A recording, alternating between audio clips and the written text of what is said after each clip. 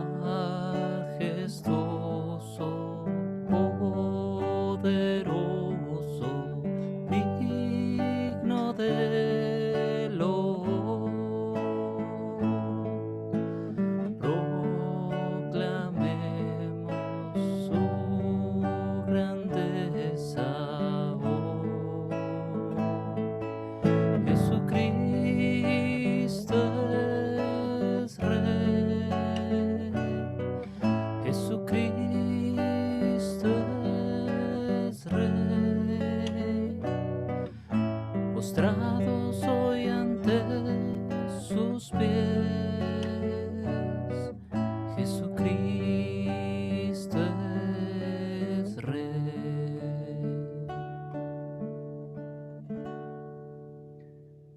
Te bendecimos y te alabamos, Señor, por la vida de cada uno de nosotros, nuestras familias, todo lo que estamos pasando. Tú lo conoces, Señor, no tenemos que recordártelo. Y en confianza sabemos que tú estás con nosotros. Hoy queremos aprender de tu palabra, queremos vivir tu palabra, queremos saber que tu palabra nos interpela, que tu palabra nos cuestiona, que tu palabra nos confronta con una mejor vida. Y que tú eres buena noticia, pues tú no quieres nada para quitarnos, sino todo para darnos. Que te escuchemos, oh Señor, con Espíritu Santo moviéndose en nuestro corazón, de manera que podamos seguir tus palabras y volverlas carne en nosotros. Gloria al Padre, al Hijo y al Espíritu Santo, como era en un principio, ahora y siempre, y por los siglos de los siglos. Amén. Este texto de este domingo es bien corto, es intenso, pero es corto. Entonces rápidamente vamos a poder pasarlo por si hay alguna pregunta. Lo proyecto.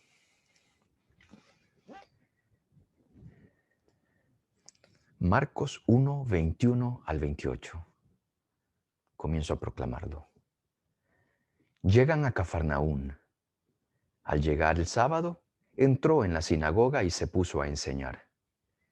Y quedaban asombrados de su doctrina, porque les enseñaba como quien tiene autoridad y no como los escribas. Había precisamente en su sinagoga un hombre poseído por un espíritu inmundo que se puso a gritar: ¿Qué tenemos nosotros contigo, Jesús de Nazaret? ¿Has venido a destruirnos? Sé quién eres tú, el Santo de Dios. Jesús entonces le conminó diciendo: Cállate y sal de él. Y agitándole violentamente, el espíritu inmundo dio un fuerte grito y salió de él. Todos quedaron pasmados, de tal manera que se preguntaban unos a otros: ¿qué es esto? Una doctrina nueva, expuesta con autoridad.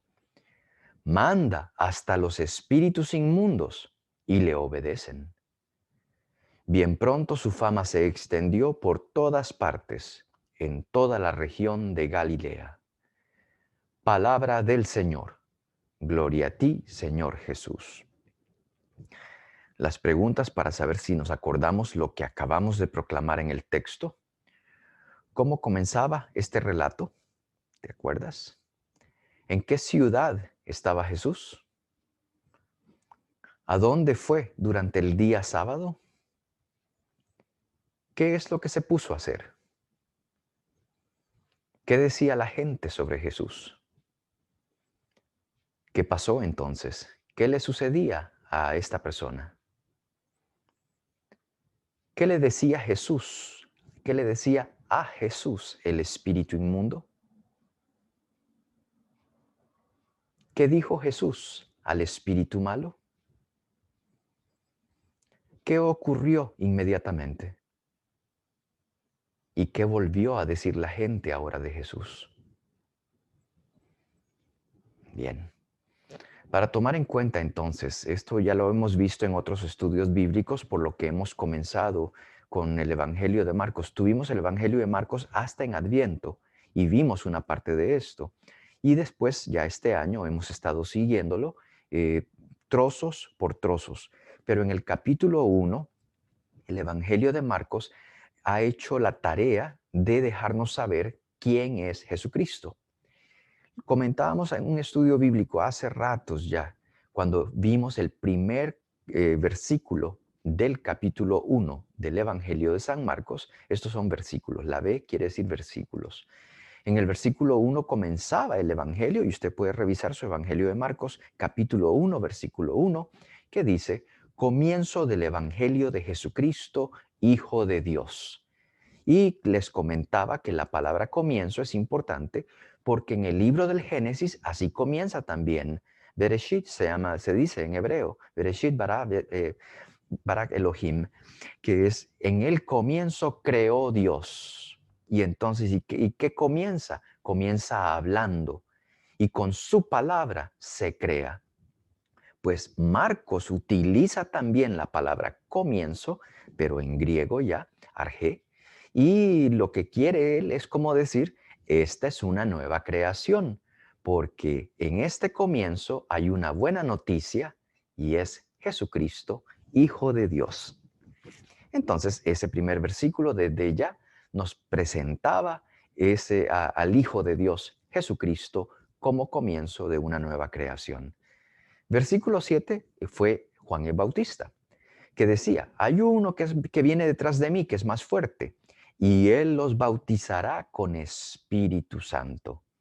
Eh, no había nadie que bautizara con Espíritu Santo, con el Espíritu de Dios. Recuerde a Elías, que ya se lo iba a llevar al cielo el Señor. Y entonces Eliseo, su discípulo, le dijo, yo quiero doble espíritu tuyo. Y Elías mismo le dijo, pero ¿cómo crees que yo puedo darte eso? Dios lo dará si acaso, si me ves, y le dio una condición, si me ves siendo elevado al cielo, lo recibirás. Pero bueno, para decir, había un espíritu profético como una vocación, pero muy pocos con el Espíritu Santo. No, eso era muy poquito. En Moisés lo vimos en la tienda del encuentro y todos quedaron llenos de Espíritu Santo. Bueno, versículo 11. Se escuchó una voz del cielo que decía, tú eres mi Hijo amado, en ti me complazco. En este caso, pues ya se dijo Hijo de Dios, bautiza con Espíritu Santo y le dice, tú eres mi Hijo amado. Que ese texto fue muy lindo del bautismo. Lo revisamos pues como Dios habla, Dios Padre hablando de su Hijo, tú eres mi Hijo amado, el Hijo saliendo del agua y el Espíritu Santo viniendo sobre él. Así que la Trinidad, Padre, Hijo y Espíritu Santo en ese momento, que es lo que inspiró a los cristianos a bautizar en el nombre del Padre, del Hijo y del Espíritu Santo. Y en el versículo 24, este endemoniado, que le dice al Señor, tú eres el Santo de Dios. Así que se ha revelado en varios versículos, 4 al menos, la identidad de Jesucristo, para que desde el comienzo ya se sepa quién es Él. Para el momento de esta lectura de ahorita, ya Jesús salió del desierto, la lectura de la semana pasada, pasó por el mar de Galilea y llamó a los primeros discípulos. Ahorita ya fue la sinagoga, segundo paso. Este texto entonces nos presenta, o el Evangelio de Marcos, en esos versículos que citaba, nos presenta la revelación de Dios hacia el mundo en Jesucristo y segundo, la respuesta que tiene que tener el ser humano. Entonces lo de amarillito es que Él bautizará con Espíritu Santo, que Él es Hijo de Dios, que Él es Hijo amado, que Él es el Santo de Dios, que Él es el comienzo de una nueva creación. Pero recuerden que Jesucristo después les dijo, antes de llamar a los discípulos, que el tiempo se había cumplido y que había que hacer algo, convertirse y creer en el Evangelio, que es lo verdecito, es como la reacción de nosotros los cristianos con respecto a lo que Dios está comenzando, a lo que Dios está obrando. Que eso está en el versículo 15. El tiempo se ha cumplido. Y eso del tiempo se ha cumplido, se los explicaba, era que Jesús ya está diciendo, ya llegué, ya comienzo. Y ahorita comienza mi misión. Ya se entregó Juan y ahora comienzo yo. Este es el tiempo de Dios. Y para el tiempo de Dios yo les pido una condición, que por favor se conviertan y que crean en esta buena noticia. Los primeros discípulos no son perfectos, pero le creyeron. y con sus fallas y todo, pero por lo menos creyeron en esa palabra para dejar a Cristo que comenzara a trabajar en ellos. Convertirse, se los decía la semana pasada, es esa metanoia, ese ir cambiando poco a poco. Usted sigue siendo la misma persona, pero está dejando ver más Cristo. Ya no vivo yo, es Cristo quien vive en mí. Usted no pierde su personalidad. Usted no se vuelve una persona amargada. Usted no se vuelve una persona triste. Usted se vuelve más radiante, diría yo, porque Dios afina todos los carismas suyos para que realmente sirvan para que usted sea una persona mejor. Y eso es lo lindo. Dios, decía en la oración, Dios no quiere nada nuestro, no quiere quitarnos nada. Dios nos ha dado muchos dones. Y cuando lo vivimos a Él en nuestra vida, esos dones se vuelven carismas completos para poder vivirlo completamente. Entonces, el tiempo se ha cumplido, decía Jesús. Ahora entonces conviértanse, adáptense a esta nueva realidad para que vayan sintiendo que esta buena noticia es realmente buena para ustedes. No solamente un cuento que le sirve a un grupito, no, te sirve a ti. Bueno, pues ese es el marco de acción. Y Marcos ya lo presentó. Entonces, desde aquí en adelante en el ministerio público de Jesús, que usted lo va a ver en el capítulo 3, ya ellos van a andar buscando cómo matar a Jesús. La pasión de Jesús comienza casi desde el capítulo 3 de San Marcos. Pero el marco de acción, esto de acá, para mí es la presentación de Jesucristo, Hijo de Dios, Hijo amado, es el que puede dar el Espíritu, es aquel que puede completarlo todo. Ya con eso, entonces es más fácil comenzar. Vuelvo a las preguntas que había hecho antes, solamente para asegurarme. Recuerde dónde estamos. No estamos en Nazaret, estamos en Cafarnaún. Que lo tenga bien clarito ahorita en su mente. ¿Qué día es? Es día sábado. ¿Y qué se hace en sábado? ¿A dónde van? A la sinagoga, como todos los sábados. Parece sencillo, pero esto nos ayuda a localizarnos para entender cómo se desarrolla el texto. Entonces les traigo todo el texto que leí antes, lo hice más pequeñito solamente para mostrarles esta estructura que Marcos es muy inteligente en la manera como la elaboró. Se va a hablar de la autoridad de Jesús en el versículo 22, desde el principio. Dice que llegaron a Cafarnaún y que el sábado entró en la sinagoga y Jesús se puso a enseñar, se puso a predicar. Eso es impresionante. Jesús, conocedor de las escrituras. Jesús no era fariseo, no era escriba, no pertenecía a esa escuela. Si perteneció a alguna escuela fue de Juan el Bautista, pero se conocía la escritura. Aquellos que tienen, que son expertos en la palabra, se les da el permiso de poder compartir la palabra. Y Jesús lo está haciendo. Y dice el texto, donde habla de autoridad, y quedaban asombrados de su doctrina, porque les enseñaba como quien tiene autoridad y no como los escribas. Oh, les pegó de tremenda cachetada a los escribas de una sola vez. Y esa es la manera de Jesús. Jesús vive la palabra. Jesús entiende que Él es el Hijo amado y lo habla de corazón. Pero se fijan entonces que el texto comienza con hablando de autoridad y luego al final del texto, en el versículo 27, donde puse amarillito otra vez, también va a decir que después de esta liberación, la gente se preguntó, ¿qué es esto? Una doctrina nueva expuesta con autoridad. Así que el texto comienza con autoridad y termina con autoridad. Pareciera como si fuese un sándwich, un emparedado. Y después se habla del demonio, el hombre que estaba poseído en la sinagoga. Y ese hombre va a hablar. Luego habla Jesús. Vuelve a hablar el demonio, a actuar. El demonio grita y se va. Y termina lo de la autoridad. Pero esto a nosotros es como si usted tuviera una página y la doblara por el medio y que Jesús es justamente como la bisagra que quedaría si usted dobla la página que bien cuadradita o como un rectángulo, Jesucristo quedaría en el centro y eso es lo que la lectura quiere enseñarnos, que hay un marco que es la autoridad de Jesús, esa autoridad divina, que hay presencias opuestas a Jesucristo, pero que el centro de todo esto, que es la bisagra que mueve el reino de Dios, por lo que el tiempo está cumplido, es Jesucristo. Bueno, esto solamente es como para mostrarles que los evangelios no se escribieron a la ligera, no se escribieron por pura casualidad. La persona oró esto que estaba escribiendo y le puso un cierto orden que para ellos era obvio, para nosotros en nuestro estilo no lo es. Que lo descubrimos y nos impresiona cómo le dan la importancia a las cosas que ellos ven necesarias, en este caso a Jesús. Y Marcos va a repetir este esquema muy seguido. Bueno, avanzamos. Con lo de la autoridad me interesa para comparar nuestra autoridad y la autoridad de Jesucristo. La autoridad es algo que para nosotros en la tierra siempre viene dada por algo o alguien, por un grupo de personas o por una entidad, por una institución, por alguien que es experto en algo y que entonces es elegido para que tenga autoridad enseñando o haciendo algo.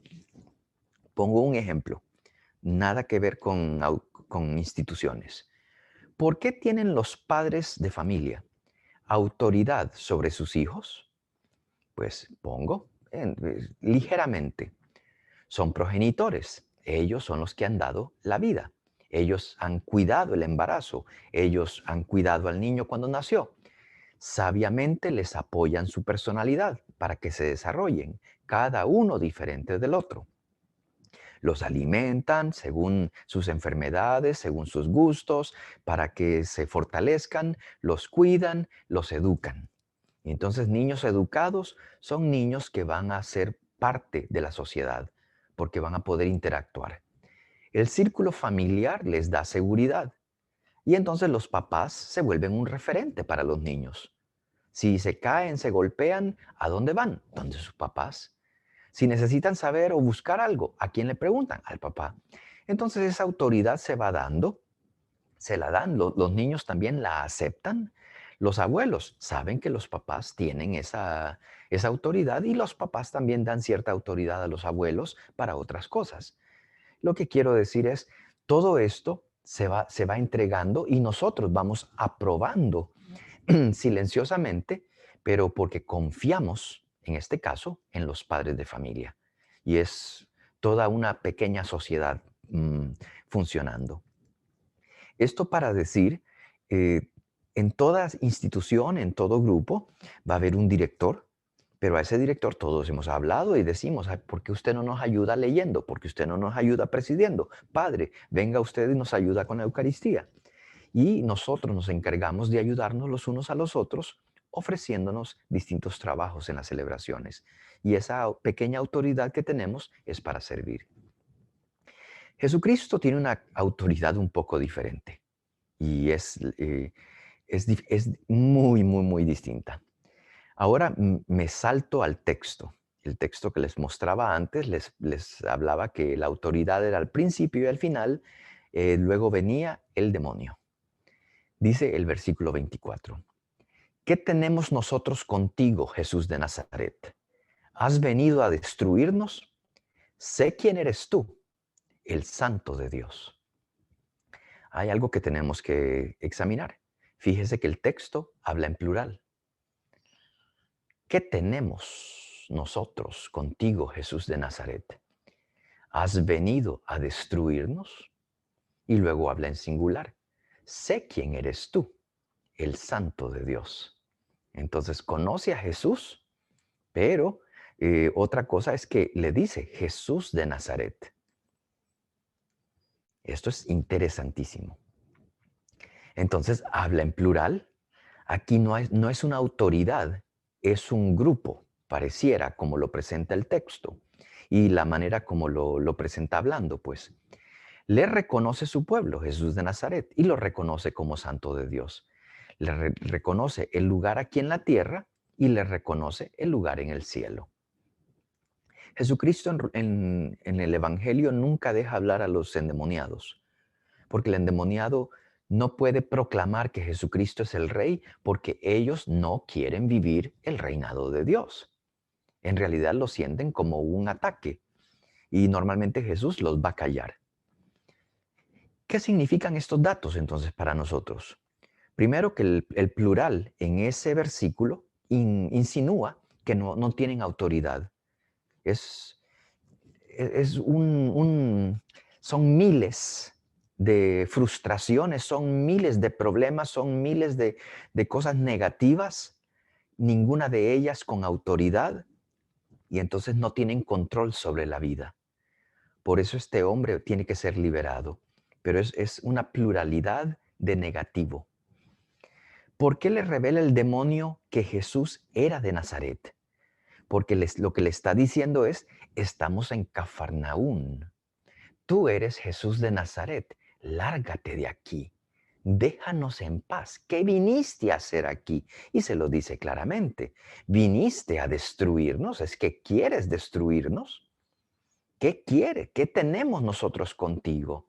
Y repito, y le dice Jesús de Nazaret, como diciendo, tú vete a tu pueblo. ¿Qué quiere decir esto? Lo ponemos nosotros diciéndole, pues vete de acá, pero eso lo decimos, este demonio quiere exorcizar a Jesús, quiere mandar a Jesús. Y le está diciendo, lárgate, tú no perteneces en Cafarnaún, tú perteneces a otro lugar. Bueno, lo siento mucho, pero es que Jesús es Jesús. Y comenzó el tiempo, porque ya se cumplió el tiempo y llega el momento de la conversión para adaptar la realidad al reino de Dios. Y entonces, ¿qué hace Jesús? Jesús entonces le conminó, que quiere decir rápidamente lo controló y le dijo, cállate y sal de él. Mire que no hay, eh, si quieres, no le dice si quieres. De una vez le va diciendo en imperativo, cállate y sal de él. Eh, con esto quiero decir, Jesús no tuvo una conversación con el demonio, sino que de una vez vamos a lo que vinimos. Te callas y sales de esta persona, porque no perteneces en el corazón del humano. ¿Qué sucede después? Agitándole, reacciona el demonio violentamente. El espíritu inmundo dio un fuerte grito y salió de él. Datos. Jesús no conversa con el mal, sino que lo calla. Esto es importante para usted y para mí. Hay veces que nosotros estamos viviendo el mal en nosotros, que estamos viviendo momentos difíciles, negativos, y que nosotros conversamos con el mal. Le damos espacio en nuestros pensamientos y en nuestro corazón. Lo principal es que usted y yo digamos no. Hablaba con una persona no hace mucho que un grupo le hizo mal a él. Y él dice, y ahora que los veo, me siento, pero que hasta me tiembla el cuerpo porque estoy enojado, estoy completamente en contra de ellos ya, dijo. Y yo sé que eso es malo, padre, me dijo. Yo no quiero esto. Eso es justamente callar al mal. Decirle en tus pensamientos y en tu corazón, yo no quiero esto. Si alguien me hizo mal, pues bendito seas, pero yo no voy a permitir que el mal que tú me has hecho perdure. No voy a permitir que el mal que tú me has hecho, mm, que yo converse con él y lo mantenga en mi corazón. Por el contrario, lo callo. Necesito reducirlo al silencio. ¿Cómo se hace eso? Perdonando, superando, eh, protegiéndote para que esto no vuelva a pasar. Pero lo importante es no permitir que alguien que con una ignorancia y un poquito de maldad tal vez te hizo un daño. Pues démosle el beneficio de la duda y digamos, pues me hizo el mal sin saberlo, pero ya cada vez que yo me acuerdo y me siento peor y vuelvo a vibrar con ese odio o tal vez con esa cólera por dentro de mí, ya ese es problema mío. ya no es problema de la persona. Ya la persona ni se acuerda que me hizo eso y tal vez ni se dio cuenta que me hirió. Pero cuando yo me estoy acordando cada día y me estoy como acuchillando de nuevo mi corazón, ya ese es un problema mío porque estoy conversando con el mal y le estoy dando lugar y poder en mí. Tengo que callarlo. Jesús no se deja exorcizar por el mal. Vete para Galilea, vete para Nazaret, vete para tu pueblo. No, yo soy Jesús y tú sales de esta persona. Esta persona necesita reino de Dios. Fuera, le dice Jesús. Cállate y vete. Una sola palabra de Jesús lo sacó. Esto es importantísimo. Recuerde lo que le decía al principio, que por eso es que lo traía, que es como el esquema del Evangelio de Marcos, comienzo del Evangelio de Jesucristo, versículo 1 del Evangelio de San Marcos. Y es como la creación en Génesis. Entonces, una palabra de Dios crea el cielo y la tierra. Una palabra de Dios crea la luz y la oscuridad. Una palabra de Dios crea todo lo que existe. Una sola palabra de Jesús saca el demonio y va a recrear a esta persona. La palabra de Dios tiene poder. No dice el texto que Jesucristo le haya puesto la mano encima. No dice el texto que Jesús se levantó, nada. Simplemente le dice, cállate y sal de él. Y esto es muy lindo porque de nuevo, no hay que establecer una relación con el mal. Hay que callarlo y sacarlo. ¿De dónde le viene la autoridad a Jesús entonces? Jesús no dijo nada. Y con relación al capítulo 3 de los Hechos de los Apóstoles, ustedes se van a acordar de algo. Pedro y Juan fueron al templo. Y en el capítulo 3 dice que en el templo se encontraron con un paralítico. Y que el paralítico les pidió, o por lo menos los quedó viendo para que le dieran limosna. Pedro entonces le dijo, yo no tengo oro ni plata, pero lo que tengo te doy. Y escuche lo siguiente.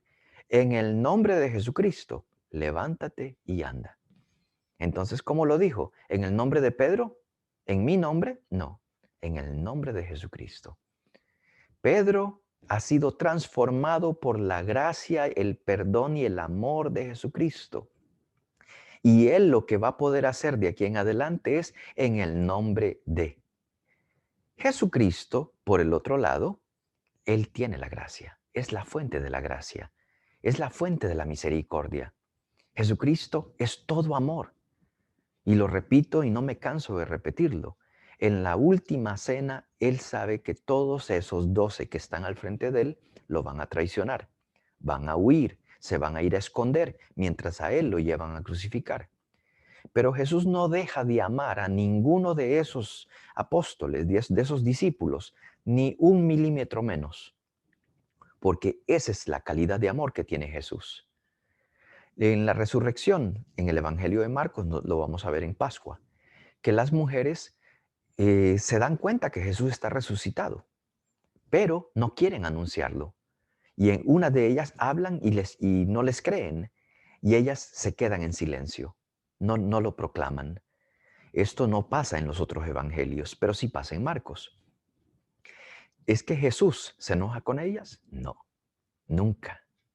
Jesucristo, y lo pongo también porque lo vamos a reflexionar en Semana Santa. A todos los que gritaban, crucifícalo, crucifícalo, es que Jesús comenzó a sacar una lista, a decir, apúntame el nombre, porque te voy a recordar una vez que yo resucite. No. Jesucristo tanto estaba amando a esos que le estaban gritando, crucifícalo, crucifícalo, como nos está amando a nosotros hoy. Y es la clase de amor que tiene Jesucristo. Es la misericordia más grande que nosotros no podemos comprender, porque nosotros somos limitados y por eso necesitamos de su gracia para aumentar la capacidad de misericordia y de amor, de vida y de vida eterna en nosotros. Es esa palabra y esa autoridad entonces que Él tiene en Él mismo. Bueno, entonces Jesús no depende de nadie. Por eso Jesús en ese momento dice, como Hijo de Dios, como Santísimo de Dios, calla y sal de Él. él no le tiene que pedir permiso a nadie. Como Pedro, nosotros sí decimos en el nombre de Cristo, aquí voy otra vez y recomienzo, Señor. Y en tu nombre, perdóname, por favor. Muy bien. En experiencia en primera persona, lo que acabamos de leer lo tenemos que aplicar. Pero es muy difícil hablar de una posesión diabólica y decir, ¿y cómo aplico esto yo en mi vida? Dios quiera que no te encuentres con un demonio así. Nunca. Pero por supuesto que yo tengo un plan acá. Bueno, la verdad es que sí hay posibilidades de que esto ocurra. Ahorita les explico. Y comienzo para que meditemos. Es decir, en ocasiones nos ha poseído la ira, tal vez contra un colega o un familiar que nos ha llevado a decir y hacer cosas de las que me arrepiento. ¿No te ha pasado? O alguna persona que era amiga tuya que te hirió. ¿No te, ha- no te has sentido tan traicionado o traicionada que te tiembla el corazón, que te causa una tristeza interna, que te posee la tristeza y te posee la ira, la cólera, las ganas de venganza, las ganas de no volver a ver a una persona que cada vez que la ves se te vuelve como vinagre la boca? Eso es como si hubiese una posesión porque nos cambia la manera de ser. Me dañaron el día, dicen personas. Y eso es raro, que nosotros nos dejamos manipular tan horrible por ciertas emociones que tocan, por supuesto, debilidades en nosotros, pero son casi como que me están poseyendo. Tanta ira que hasta me tiemblan las manos y el cuerpo cuando lo pienso. Eso quiere decir que es fuerte y que te está dominando y que tenemos que callarlo y decir, no, sal de mí porque yo no necesito esto. Pero meditando de nuevo, me han poseído los celos, la envidia. ¿Cómo te ha ido con eso?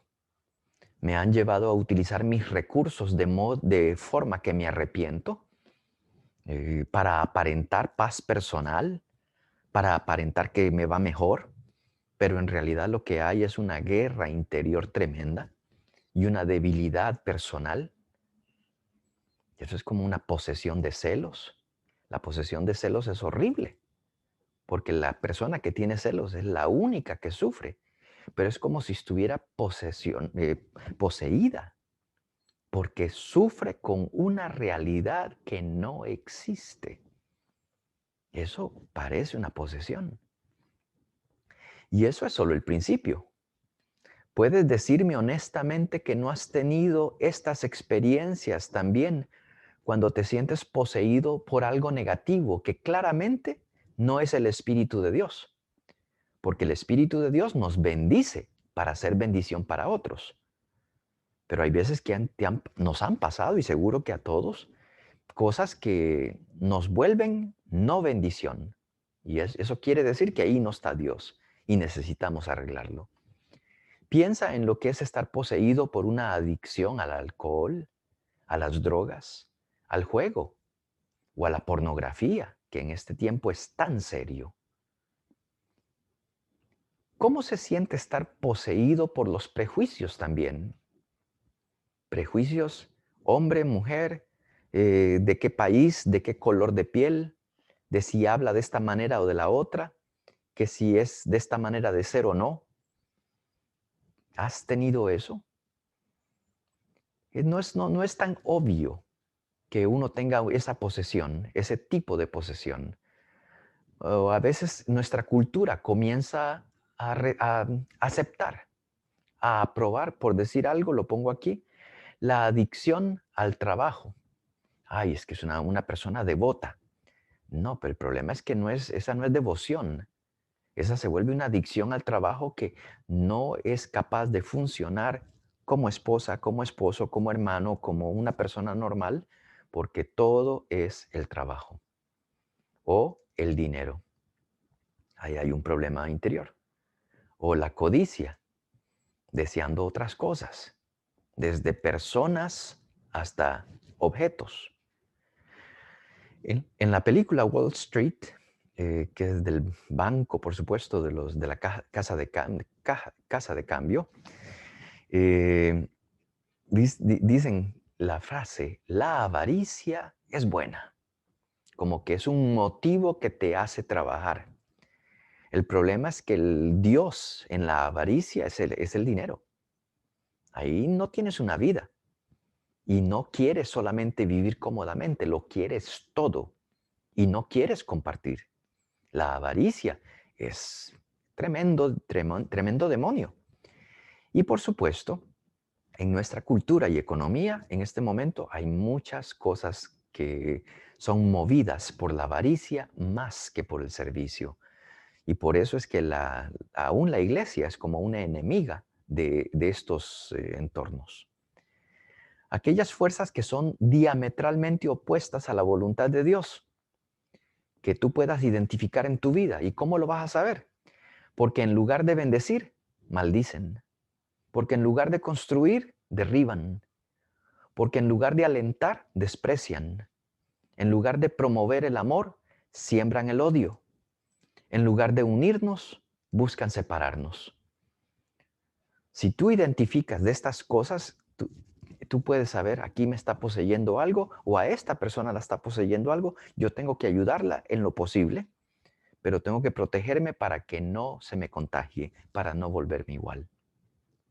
Jesús en la sinagoga le cayó la boca a esas fuerzas que son capaces de destruir la persona desde adentro. Pero para esto tenemos que tener mucho control, para que cuando comiences a pensar en estas cosas, decir, hey, ¿por qué estoy pensando en esto? Y detenerte. Y empezar más bien a bendecir. Que sea el Señor el que ponga la paz en tu corazón para poder superar esto. Los hijos de Dios no se pueden dejar robar el plan de Dios, es decir, el reino de Dios. Por eso es, conviértanse. El plan del mundo es uno, el plan de Dios es otro. Pero no te vas a salir de este mundo, tienes que vivir en este mundo. Pero la cuestión es que tu corazón, que no le pertenezca al mundo, que trabajes perfectamente, que te asciendan de puesto, que vean que eres una persona que trabaja bien, que tiene buenos resultados, pero que en tu corazón se vea la luz de Cristo, donde no entra ninguno de estos demonios, sino que habita el reino de Dios. En el nombre de Jesucristo, todo eso tiene que callarse, digo yo. Por eso la última cena es el lugar donde hay la envidia, la codicia de Judas, a pesar del amor de Cristo. Hay el temor de los demás discípulos que apenas aprendieron a Jesús en el jardín del Getsemaní, huyeron, tuvieron miedo. Pero Jesús no deja de amarlos y los busca a la resurrección para decirles paz con ustedes. Esa es la manera como Jesús calla a los demonios personales. Paz a ustedes. Que la paz del Señor sea siempre con ustedes. Muy bien. Entonces esto es más o menos pues las dos partes que quería compartir sobre el texto. Una, la estructura del evangelio, cómo el demonio es callado por Jesús y Jesús no tiene conversaciones con él. Jesús como hijo de Dios tiene la situación bien controlada. Y cómo entonces Jesús adquiere una autoridad que no es de este mundo ya. Ellos comienzan a notar que hay algo mucho más grande. El problema es que ninguno de ellos va a decir, Jesucristo, tú eres el Santo de Dios. Lo dijo el demonio, pero nadie en la sinagoga lo dijo. Esta es la gente que sabe, pero que no aplica, que no utiliza lo que sabe. Esta es la persona que sabe lo que tiene que hacer y no lo hace. Que sabe lo que tiene que aprender y no lo aprende. Y nos puede pasar a todos.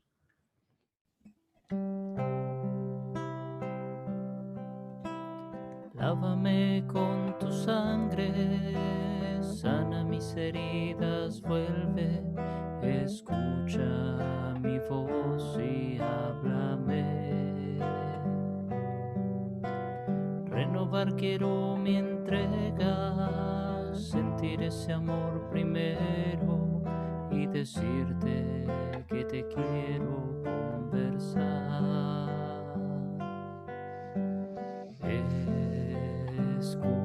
Escúchame, sentir de nuevo un viento cálido, verme en tus brazos sonreír, entregarte todos mis problemas, volver a ser feliz.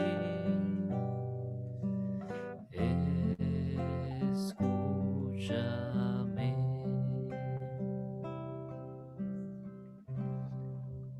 Señor, tú conoces qué pasa en nuestros corazones, en nuestra vida, el drama que llevamos sobre nuestros hombros, nuestras familias que pueden estar heridas.